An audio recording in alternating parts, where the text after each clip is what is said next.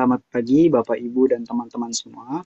Pada kesempatan kali ini, saya Nurizky Ahmad dari Prodi S1 PJJ Akuntansi dari Universitas Cyber Asia akan mencoba menjelaskan materi tentang M-commerce atau perdagangan seluler. Next. Jadi setelah 15 pertemuan, saya mengalami perkuliahan dengan mata kuliah e-commerce bisnis. Ada 15 materi yang cukup menarik, namun saya memilih untuk membahas materi terkait M-commerce ini. Kenapa? Di sini ada tiga hal di antaranya. Yang pertama yaitu relevan dengan kehidupan sehari-hari.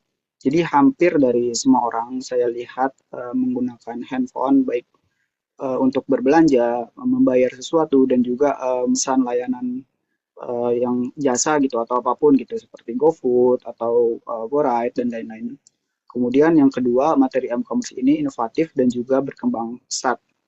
M-commerce sendiri terus bertransformasi dengan teknologi terbaru seperti QRIS, wallet, dan juga notifikasi real time.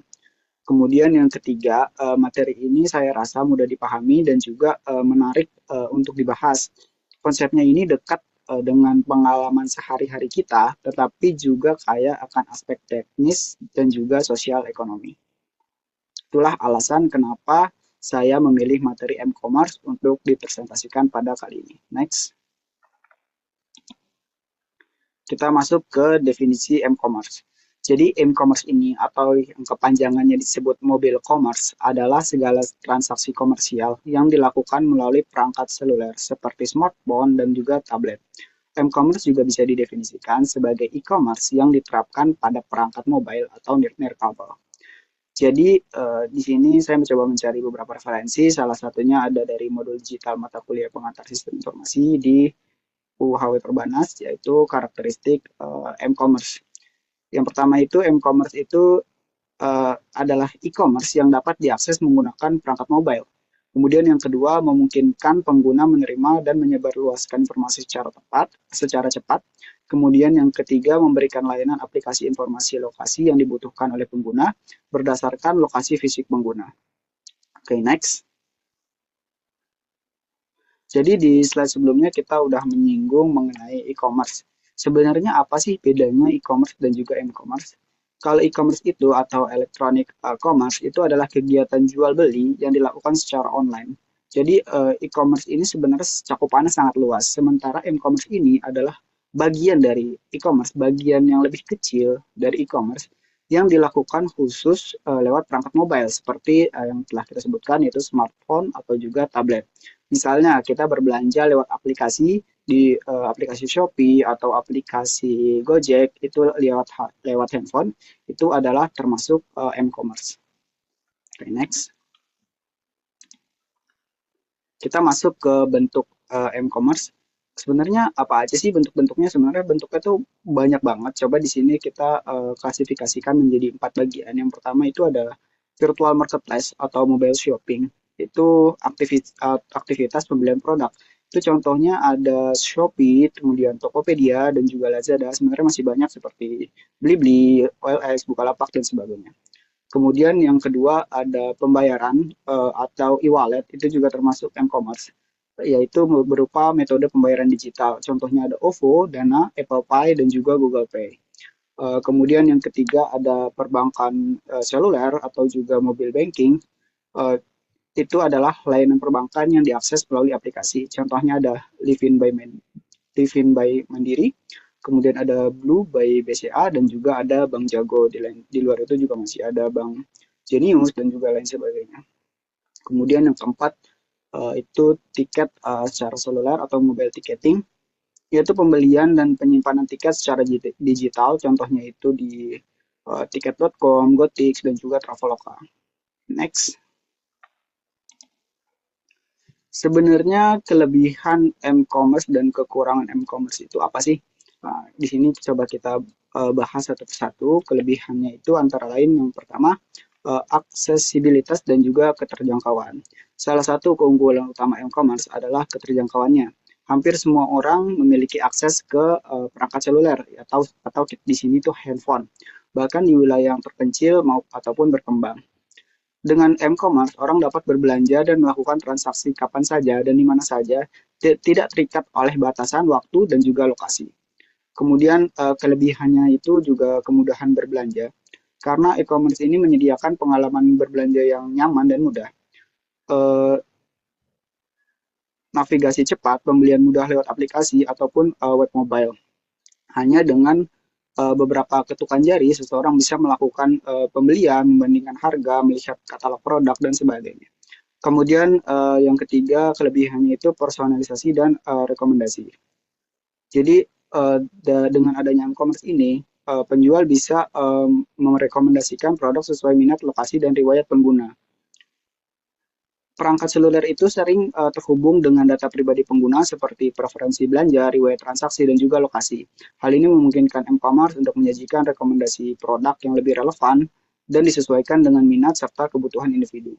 Kemudian yang keempat, kelebihannya yaitu berupa inovasi pembayaran, karena di m-commerce ini sudah banyak inovasi pembayaran yang menggunakan e-wallet atau dompet digital seperti atau juga dengan kode QR dan juga untuk mempermudah proses transaksi.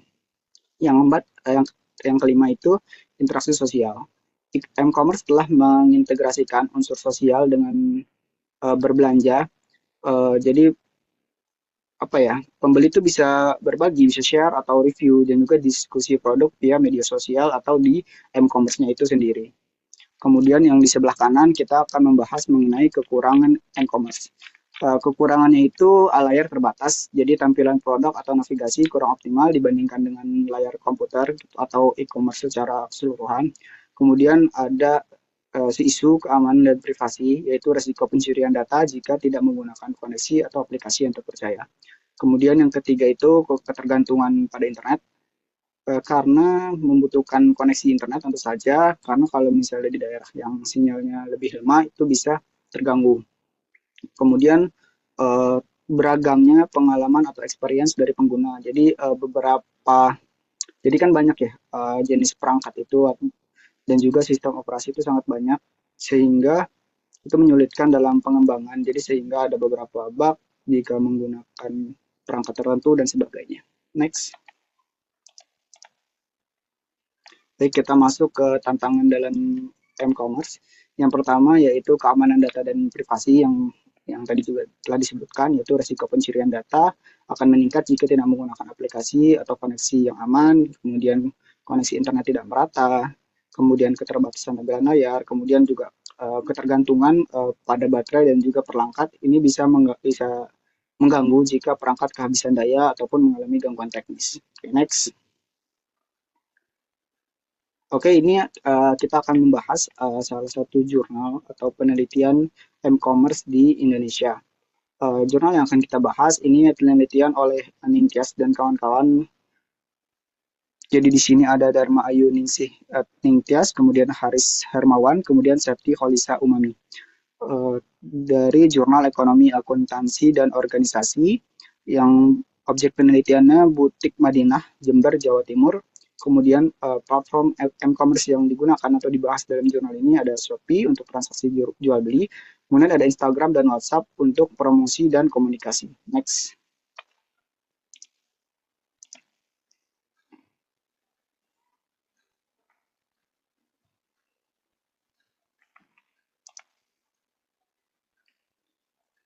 Oke, next. Kemudian kita masuk ke pemanfaatan m-commerce oleh Butik Madinah. Jadi dari jurnal sebelumnya kita coba bahas. Jadi Butik Madinah ini memanfaatkan platform digital seperti Shopee dan Instagram dalam menjalankan strateginya. Jadi Shopee digunakan sebagai saluran transaksi jual beli utama, sementara Instagram dimanfaatkan untuk visual marketing dan membangun relasi dengan pelanggan secara langsung. Strategi promosi yang digunakan termasuk potongan harga, gratis ongkir, dan juga free gift, serta metode pembayaran digital seperti ShopeePay. Ini mencerminkan keunggulan dari m-commerce yang memungkinkan promosi dan transaksi dilakukan secara langsung dari perangkat dengan cepat, personal, dan real time. Next.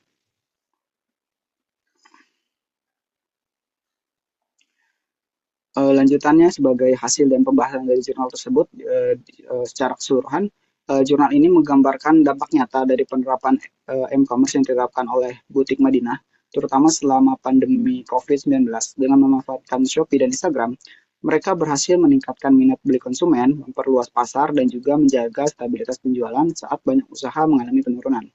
Pelanggan dapat membeli produk secara fleksibel dari rumah, yang menunjukkan bahwa e-commerce tidak hanya efisien bagi penjual, tetapi juga memudahkan konsumen dalam bertransaksi. Hasil ini membuktikan bahwa adaptasi e-commerce sangat penting, terutama bagi UMKM yang ingin bertahan dan berkembang di era digital. Oke, next. Eh, segitu segitu dulu dari saya. Saya pamit undur diri. Terima kasih banyak.